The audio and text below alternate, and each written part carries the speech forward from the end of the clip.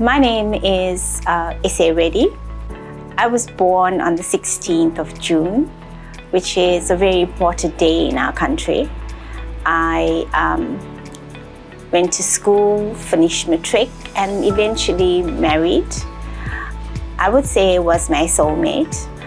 And from that, we had 3 children, Kirushan, Venetia, and Krishan. Rajen always wanted to do or start his own business. He was an entrepreneur from the time I knew him as a young man. And he then started in the plumbing business. And that was from his dad, because they owned their own plumbing and building business. He eventually started building homes in the Kwamashu Inanda area, very well known in that area. And I think that's where he learned or got his passion from, helping people. So he was very passionate most of his life in transferring skills to little children or youngsters. And he formed a relationship with Peter Lindenberg, who was a race car enthusiast, and he used to do water sports. And Rajen insisted that he wanted to get the young black children in the rural areas to come and learn about what it was to sit on a really fast boat and go around the harbor. And I think after he passed, it was very hard, but I have a very strong mind, so I tend to concentrate on things I can control and not the fact that he wasn't here, and keeping busy to see that we had all our staff sorted and on par, because our loss wasn't just ours, it was theirs. He touched everybody. He would have telecons with all the staff throughout, and he spoke to people. So I had to put my feelings aside and just concentrate on how others were feeling and try and talk them through that. I think for me, the reason why the foundation came across, more importantly, was when we sat down, or when I sat down and thought about the fact that he wouldn't be around to do certain things that he was so passionate about. The foundation was a thought in my mind that was the only way I could honor all the things that he did for people outside his company.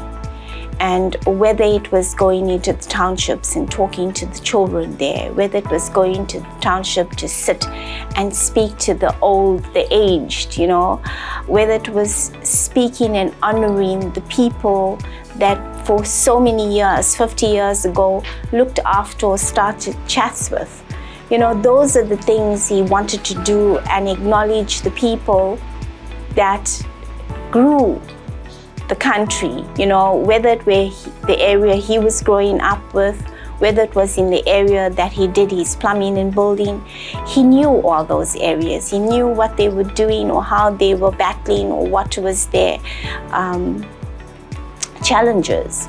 And he, in his own way, wanted to go and make it better, even if it was for one day. He never said no to anyone that came to ask him for help. He was really, really passionate about education. He didn't study until after matric, but he read and he watched documentaries ferociously. When we were in school together, part of your English curriculum was to read 10 novels and then write on it and talk about it, and that was part of your oral exam. Rajen wouldn't read those novels. He'd get me to read the novels for him and write the synopsis for him. And he got through it. He just hated reading. And it's so weird that later on, he realized the importance. I think he also felt challenged with the fact that he could sit with presidents and kings and degreed people, and he was just matriculant. I think it played on his mind, but he owned it, and he vouched, and he was so passionate about education. He wanted the youngsters to know how to be an entrepreneur, how to run your own business. He would have meetings with them. Forget all his meetings that brought him funds. Those meetings were more important. So I thought that the education pillar was most fitting for him. The other thing was health. So Rajen was diabetic. He was very fit. And then obviously, as he got older, he became diabetic. He also, was around the aged a lot. He loved listening to stories of what people did when they were growing up, and he was so passionate about that. And I think also children were very drawn to him. Any child would not come to me, but would go to him and talk to him and play with him. And I thought that the health benefit is just not children, it's the health pillars for everybody. What we've done on that pillar, we started our own kind of circle where we get better internally in the office space with our 300 staff. We got the Confucius Institute involved to teach us some of their health benefits, whether it's acupuncture. And I feel that if I have healthy staff, we're going to have a healthy business. And I believe if you just convert one person, that person's going to convert somebody in their family, and it's going to spread. We're very involved with hospice.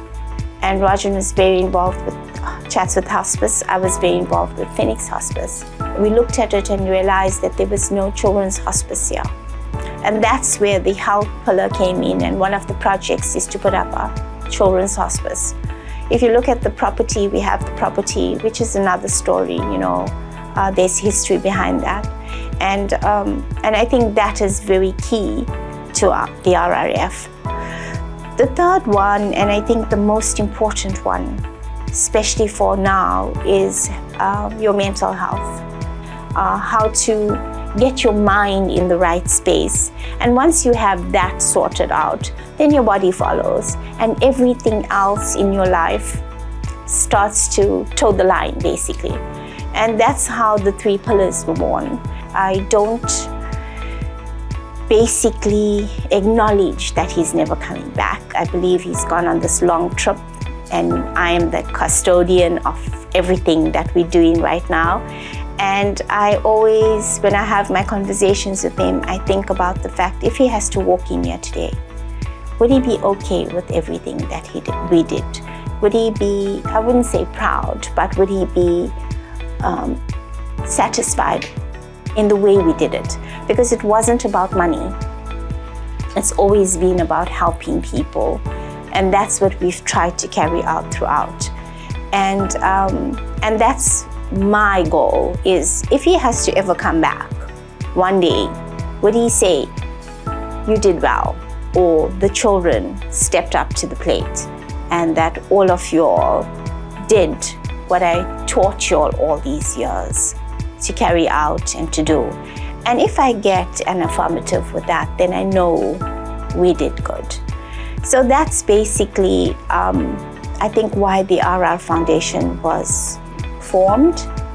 It was formed to carry on with all the work that he had done all these years. It was to carry on, to continue to help the people in our province first. I always believe start at home and then take it out. And if we have achieved that, then I know my heart feels a bit lighter, because whatever I try to do, it's always to honor him and the legacy he's created, and to ensure that the memory and the things that he's done in our country or in our province continues to get done.